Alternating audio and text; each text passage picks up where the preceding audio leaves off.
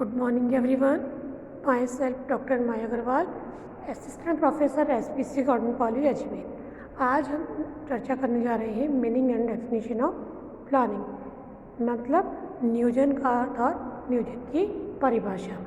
तो नियोजन बच्चों, सबसे पहले हम जानते हैं कि नियोजन प्रबंध का प्राथमिक कार्य है, क्योंकि प्रबंध के कार्यों का श्री गणेश या शुरुआत हम कहें नियोजन के द्वारा ही होती है। तो नियोजन की अगर हम बात करें तो नियोजन सर्वव्यापी है। नियोजन का कार्य आज हम हमारे जीवन में हर चारों ओर नियोजन छाया हुआ है। तो प्रबंध के अंदर हम देखें तो नियोजन प्राथमिक कार्य होते हुए ही से प्रबंध के कार्य का शुभारंभ होता है।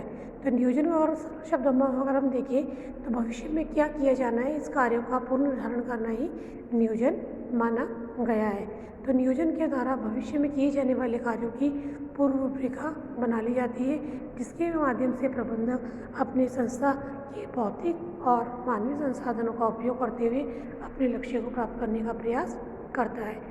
यानी प्रबंधक जो होता है वो नियोजन के माध्यम से यह पता लगाता है कि उसे क्या करना है, कैसे करना है, कब करना है तथा किन साधनों के माध्यम से करना है, उसे हम प्लानिंग कहेंगे। तो नियोजन एक तरह से हम कहें तो भविष्य की ओर देखने का एक माध्यम है, यानी भविष्य में की जाने वाली क्रियाओं की पूर्व रेखा बना लेना नियोजन है।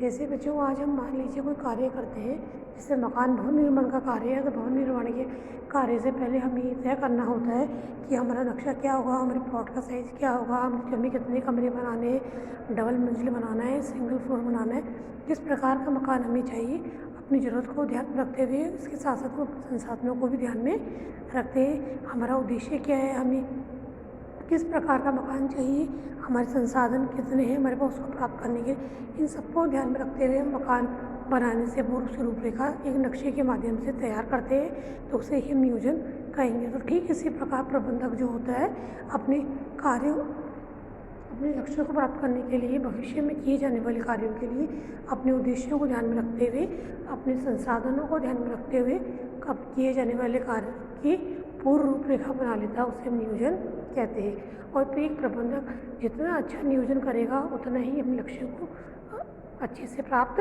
कर पाएगा। तो ये तो था नियोजन का सामान्य अर्थ। इसी के साथ अगर हम देखते हैं नियोजन की परिभाषा, तो नियोजन की परिभाषा अगर हम देखें तो अलग अलग विद्वानों ने अपने दृष्टिकोण से नियोजन को परिभाषित करने का प्रयास किया है। तो प्रबंध शास्त्री महान जो हमारे कुंटल डोनाल्ड हुए, उन्होंने कहा है कि नियोजन अग्रिम रूप से ये निर्धारित करता है कि हमें क्या करना है, किस प्रकार करना है, कब करना है, किन संसाधनों के माध्यम से करना है।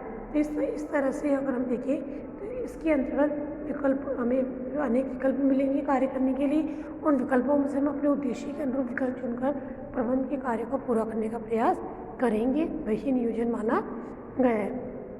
इसी प्रकार अगर हम देखें तो रॉबिन्स तक कोटलर अपने शब्दों में कहते हैं, ये नियोजन में संगठन के उद्देश्यों के लक्ष्यों को निर्धारण करना तथा उन लक्ष्यों की प्राप्ति के लिए संपूर्ण व्यवस्था का निर्माण करना तथा क्रियाओं का कोई क्रिया सम्मिलित करने की व्यापक योजना को एक अनुक्रम के रूप में शामिल किया गया है। कहने का आशय यही है कि अपने लक्ष्य को प्राप्त करने के लिए हमारे पास अनेक विकल्प हो सकते हैं, हमें किस विकल्प का चयन करना है वो निर्भर करता है हमारे उद्देश्य के अनुरूप। सपोज करिए आज हमें कहीं जाना है, उस जाने के हमारे पास 4 मार्ग हैं, तो एक अच्छा जो व्यक्ति होगा, जो विवेकशील प्राणी होगा, वो उस मार्ग का चयन करेगा जिसमें समय कम लगे, संसाधन कम खर्च और अपने लक्ष्यों को प्राप्त कर ले।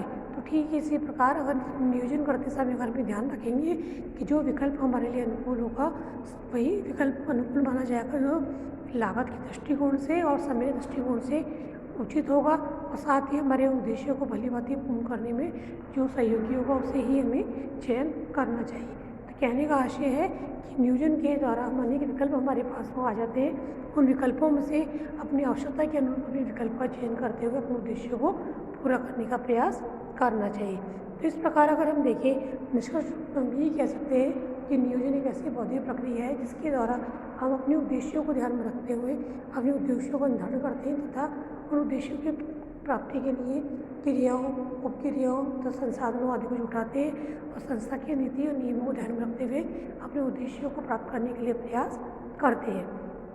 तो बच्चों ये बात ध्यान रखनी है कि हम जब नियोजन की बात करते हैं तो नियोजन का कार्य जितना अच्छे से हम करेंगे, जितना महत्वपूर्ण तरीके से हम इस कार्य को लेंगे, उतना ही हम अपने लक्ष्य को नज़दीक से प्राप्त कर पाएंगे।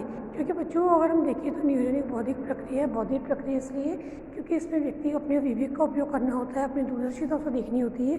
जो व्यक्ति अपने जो वर्तमान में किए जाने वाले कार्यों को आगामी जीवन भविष्य में पड़ने वाले प्रभाव को अगर समझ लेता है तो उसे हम दूरदर्शी कहते हैं। तो दूरदर्शी व्यक्ति जो विवेकशील प्राणी जो है, ये साथ ही एक अच्छा प्रबंधक वही है दूरदर्शी गुणों जो भविष्य में किए जाने वाले कार्यों को वर्तमान में अच्छे से रोड मैप या नक्शा बना ले, उसे ही अच्छा नियोजक हम मानेंगे।